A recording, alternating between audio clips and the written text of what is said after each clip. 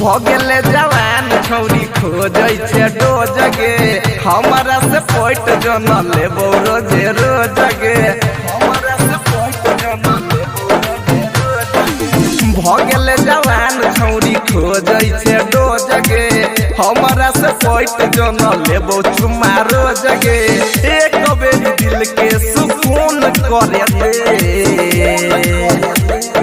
गे छौरी गे एगो पुन कर दे दुनु बैलून धके सुन कर दे गे छौरी गे एगो पुन कर दे दुनु बैलून धके सुन कर दे। रियांस रिकॉर्डिंग स्टूडियो जनकपुर धाम नेपाल। धके धके धके धके सुन कर दे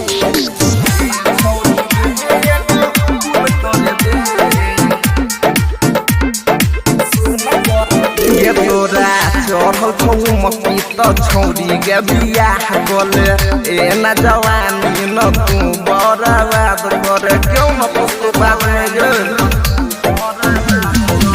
जहिया हम तोरा पटा लेबो सीना से छौरी सटा लेबो अब हमरा धके आना धुन करे दे देनो गे गे छौरी गे एगो पुन करे दे दुनु बैलून धके सुन करे दे गे छौरी गे एगो पुन करे दे दुनु फुलौना धके सुन करे दे। रियांस रिकॉर्डिंग स्टूडियो जनकपुर धाम नेपाल। धके धके धके धके सुन करे दे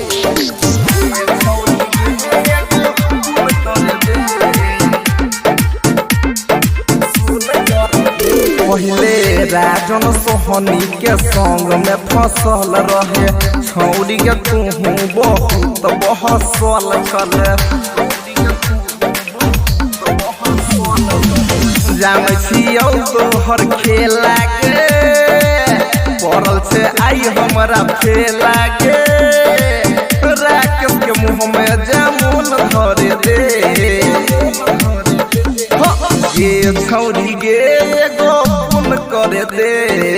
दुनु बैलून धके सुन करे दे गे छौरी गे एगो पुन करे दे दुनु फुलौना धके सुन करे दे। वही सब चल रहे ससुरा।